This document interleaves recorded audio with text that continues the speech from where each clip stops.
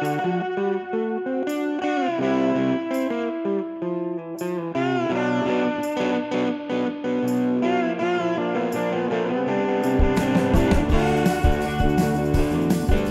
to this edition of You Can Get There From Here. I'm Dr. Joe Moore, Chair of the Department of Communication and Digital Media Production at the University of Central Missouri, and it is my pleasure every week to come visit with some of our alumni, find out what they're up to these days, and talk about how the program helped them get where they are. Today, I get to visit with Leah Kemple. And let me tell you a little something about Leah Kemple. When Leah was a freshman, she came to me, I believe it was her first week, and said, I want to do more with social media for the department and start creating content. She was then in my writing across the media class, and I was so impressed with her writing, I said, you have got to get up to the mule skinner. And she did. And then she was still such a go-getter that she decided, I want to do my own television show on CTV Central Television. And she did. To say that Leah Kemple is a go-getter would be an understatement. Leah, I am so glad you are here today. How are you doing? I'm doing so good, and I feel so honored that you invited me to be part of this today. And honestly, I had kind of forgot about some of the stuff I did back then. So thanks for the reminder on my own life there. Well, I didn't forget. It stuck with me a long time. So Oh, tell love us it. what you've been doing since you graduated. Yeah, so when I graduated, I immediately jumped into the world of broadcast television, focused a lot on local news stories. I worked as a reporter, an anchor, a producer, did a lot of that, got a lot of really, really amazing experience connecting with different, specifically small Midwestern communities and telling the stories of the people in those areas. And that was super, super fulfilling. And then this thing happened. I don't know if anyone knows, but this huge pandemic happened. I heard of that. Yeah. I don't know if everyone is aware of that, but so that happened. And while I was working in TV news, I just kind of decided talking about one of the most tragic things that's ever happened in my life experiencing that kind of wasn't my jam anymore, didn't really want to talk about the pandemic all the time, so I started looking for careers that aligned with the skills that I had built in TV journalism. And I landed at a really, really cool company in Omaha called Fusion. They're a medical staffing company, and I handle and built all of their PR strategy, and I do all their PR. And it has been really fun. I've been here for just over 3 years, and I'm their senior PR strategist now. Outstanding. Well, that kind of took care of my next question. I was going to say, you focused on journalism in college. Your first job was in journalism, and then you Yes. drew into that PR field. And I was going to ask you what drew you from journalism to PR, but Yeah. it was that opportunity to tell some of those more positive stories. Yes, it was that. And so I making the hop from telling stories about what our local county was doing to kind of stop the spread of COVID-19. And some of those like stories that a lot of us probably read about or saw in our local media outlets. I transitioned to a healthcare company. So I got to turn from uh, focusing on what was going on in the community to focusing on what one specific company was doing nationwide. Our medical staffing company that I work for, it impacts people nationwide, and it staffs nurses across the country. So being able to focus on telling really, really positive stories of what this specific company was doing made it a lot easier for my mental health to operate in throughout the rest of the time of the pandemic. So yeah, that was a big pull of it, and I felt like this position helped me kind of fill a like a personal bucket of mine, like always talking about good work that people are doing in the community and stuff like that. Like it was a pretty seamless transition for me.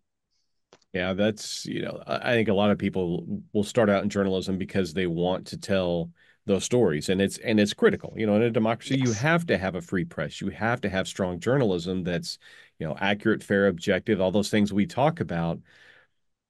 But sometimes you get tired of telling because you have to tell the negative stories. You have to tell the Yes. bad side of things. People need to know. But for Yes. some of us, I was one of those, I wanted to focus more on, like you're saying, telling those positive stories, the feature type things, those I didn't want to have to mix and match sometimes a positive, sometimes a negative. I just wanted to tell the good stories. So good. I'm Yes. glad that you landed somewhere that you're happy. You seem thrilled with what you're doing. You seem like you're enjoying it and you're making a difference. Oh yeah. So, what skills that you developed in digital media production while you were here at UCM have you been able to apply? Well, let's start at the beginning with your broadcast journalism, and Mhm. then transition into working in PR with Fusion. Yeah. So I think one of the biggest things that the DMP department did for me is built this confidence in me that I can go out and I can do stuff. I'm a talented person because of the professors that I worked with that really helped me craft my skills. I worked with several people who would notice you're really, really strong in this area. Let's keep working on it. Or, some of these areas that, some of these skills that you need to have to work in these different positions. Uh, Leah, you're not there yet. So let's hone in on those two whenever you have time.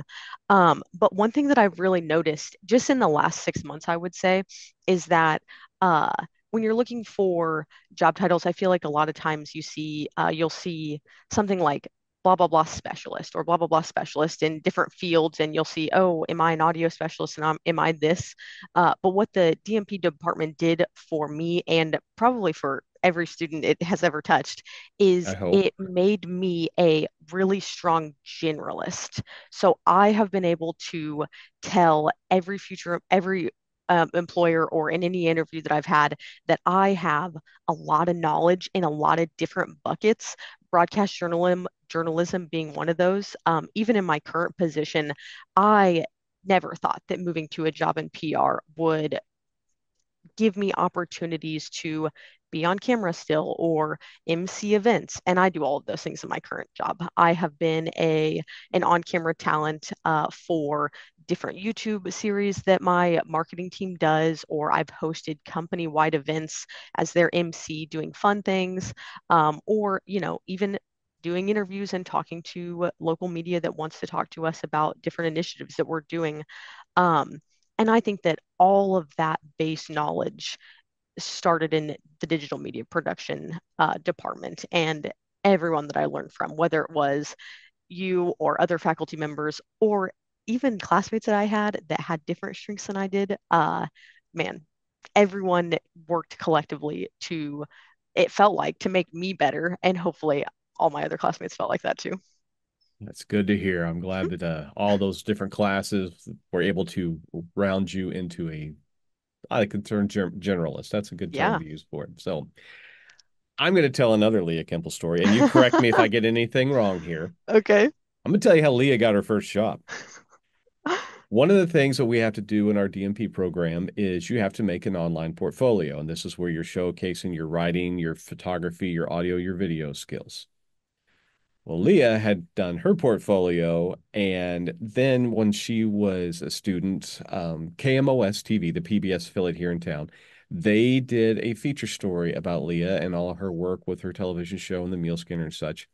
The station manager at the television station up in Ottumwa, Iowa, was just flipping through channels and happened to see that story and was very, very impressed with this young lady. And so he decided to Google Leah Kemple, found her portfolio, saw her work, thought, I want to hire her. And so then called Leah, came down to the campus for a career fair and reached out and got a hold of Leah, and Leah came to the interview and got the job. Now, did I get any of that wrong? Nope, that is exactly what happened. That is the story verbatim. I thought it was a scam. I was very, very nervous. Did not think that I could get a job out of college without applying for one.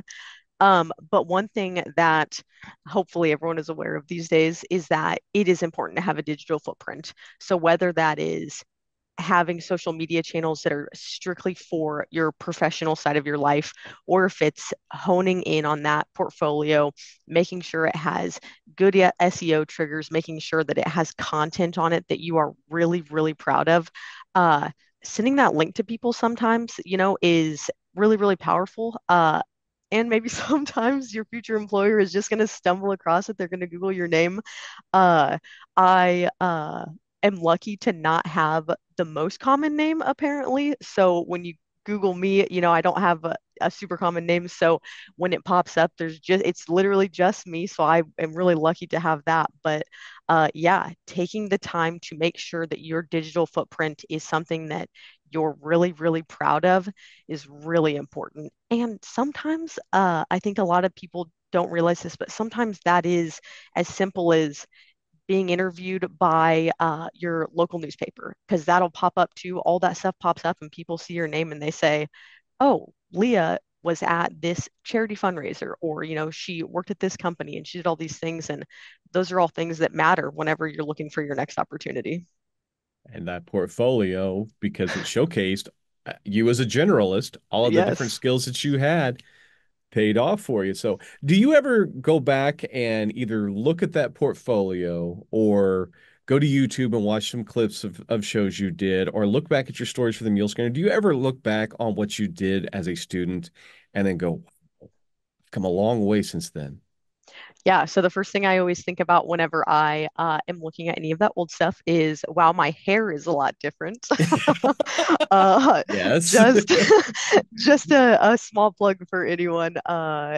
Embracing everything about who you are is really important. Back in the day, I used to straighten my hair every single day. So when I look at those old videos, I immediately think of all the heat damage I did to my hair because it's always straight.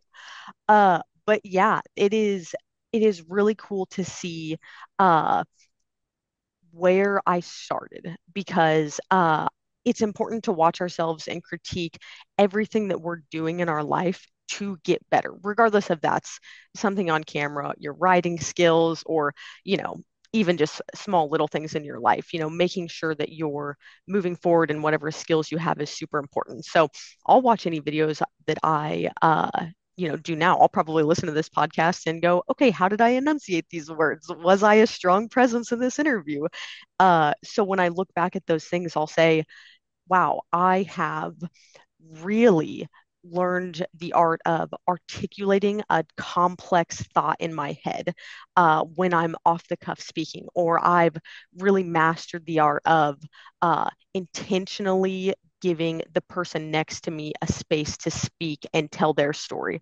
And in a lot of, whenever you mentioned our the TV show that we created, I made that with my two friends, Louis Sharp and Brad McClure. And I look at Louis and I's chemistry in that, and I just think, man, if Louis and I could get in front of a camera now and talk about music, because that's what that whole show was about, if we could talk about music now, I bet that we would be able to knock it out of the park even more than it felt like we were doing then. So yeah, it's really fun to look at that stuff. My mom probably looks at it a lot more than I do or anyone else does, but it's cool that it exists still. Yeah, moms are good that way, aren't they? The ones that are always our fans, but they're also the ones that keep us humble. Oh, for sure. That is my mother. So, do you see yourself as a storyteller? You talked about that a little bit in your testimonial. Talk about that. Yeah, I think that, as far speaking from a corporate perspective, which is what I exist in now, it's important to have a storyteller in any organization, because people can do all of this amazing work. They can do all of these things. But if there's no one to say, hey, why did this start? Why, what are the steps that took to make this happen? And what was the actual outcome?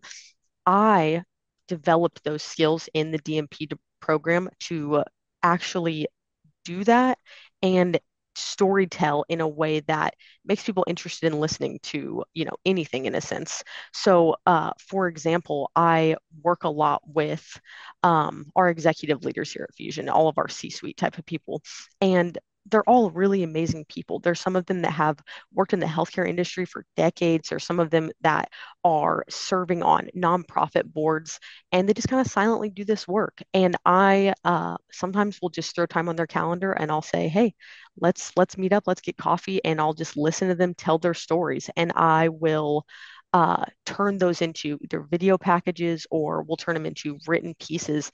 And we can not only so we can use those pieces to kind of tell the people that work with them, hey, this is, the knowledge that you can get from working with this person. But we're also able to market it in a way and tell the people that we serve in our business that this is what our company is all about. In a journalism aspect, obviously, when you're doing that, it's, to inform people and to, make sure that the community around you is up to date on any important information. But when you're talking in a business sense, it also adds credibility to your business. And to have someone with those skills at a business is so, so valuable. So for me to be able to say, I know I'm a strong storyteller. I know that this is a skill that I have been crafting for years and years, starting back in my days in DMP.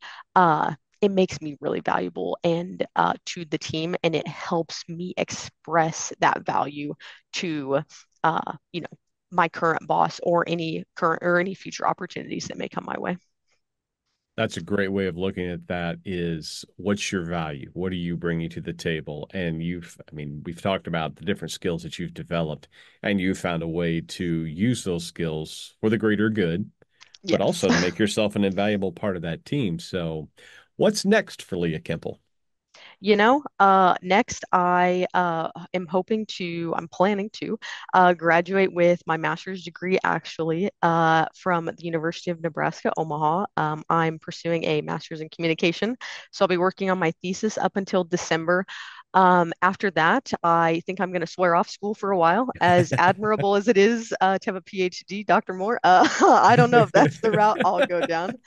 But yeah, my biggest passion is really just connecting with people. So as long as I can work in a career where I'm connecting with people, I'm telling those stories like you're talking about, and I'm, making an impact in a way that kind of fills my heart, I'll be happy. I'm not really like too concerned about title chasing or climbing up the ladder that much. But I have really found a lot of contentment in doing really good work that means a lot to me. That's great. You have something else happening in December too, don't you? I can't Yes, I remember. also am gonna get married. Congratulations. Thank you. So, what will your last name be then? I mean, you talked about how unique your name is. Is it going to stay unique? Yes, as a woman of today, I'll be hyphenating my last name. So my last name will be Kemple Bowen. And That my might be even more unique. So, yes, my husband will also be hyphenating his last name, so we'll both be the Kemple Bowens. It will be really great. excellent. Congratulations. That's Oh, thank exciting. you. So, last question for you, and I'm asking this of everybody because Hmm. you are our strongest recruiters, you're our strongest advocates as Absolutely. our alumni. First of all, what advice would you give to a current UCM student studying digital media production? And second of all, what would you say to a student, either high school or junior college, who's considering UCM to further their education? I'll start with someone considering UCM. Uh, this program is so special to me. I made connections at UCM and in the program uh, that will carry with me through the rest of my life. They're professional contacts, but they're also personal contacts. I'm actually going to be in the wedding soon of one of the other alumni that graduated pretty close to when I graduated. And those are lifelong friends that you make, and you create such amazing products. You create work that you're proud to not only show your mom, but show future employers or future colleagues, and just, start creating things. That was the biggest thing when I was in the program is you have to start creating things. And sometimes it's going to be bad and you're going to look back and you're going to go, man, that was wild that I thought that that was worthy to share on my Facebook page. But you have to start somewhere. And the digital media program at the digital media production program at UCM gives you the confidence to start going on that and start creating things. So it fully gives my whole stamp of approval. And as far as current UCM students, I will say, do not be afraid. Do not be afraid to go up to the mule scanner. Do not be afraid to go see Darren down in the lab and rent out some equipment. Don't be afraid to do those things. Go make things, go do stuff, and put it on your portfolio. Make sure that you have that digital footprint, like I talked about earlier, and use the confidence that you are building in the program to carry you through your career, because what you're doing now is creating this really amazing foundation to just keep going and just keep building up. And You can always hit me up. You can add me on LinkedIn. You can hit me, send me a message, and I would love to give you advice. You know, if you just want someone to look at something that you created, I may not be the most qualified person to do that, but if you just want a fully neutral set of eyes or ears to look at something, as an alumni, I would love to do that. Well, and given the success that you've had, you'd be a perfect person to do that. The thing that I will always appreciate about you, Leah, is we always tell our students one of the selling points of a school the size of UCM is from day one, you can come get involved. I And love I it. don't think it was day one, but it might have been day two or three. You were in my office asking about doing that with the social media, and you are the prime example of what happens if you get involved early, you take some chances, you don't be afraid, like you Yeah. said, and you go do it. I remember being scared. I remember being scared to talk to any of the faculty members. I remember being scared to go up to the mule skinner thinking everyone was so much smarter than me, is what I always felt when I started. I was like, they all know what they're doing. Everyone always like, they seem like they're either in a rush or they're already in a pack of friends that they've made. And when I decided, hey, this is my time to make the connections and do the thing, it was like freeing for me and being able to you know, get rid of all the inhibitions I had about that, it really allowed me to make the most out of all the time that I was with you guys. And it was really, really special. Well, I'm so glad you took that chance and that you took advantage of all the opportunities. Leah, thank you so much for being here today. I am so proud of you. Keep doing great stuff up there in Omaha. Good luck with the Masters. Good luck with the wedding. Hope everything turns out just sunshine and roses for you.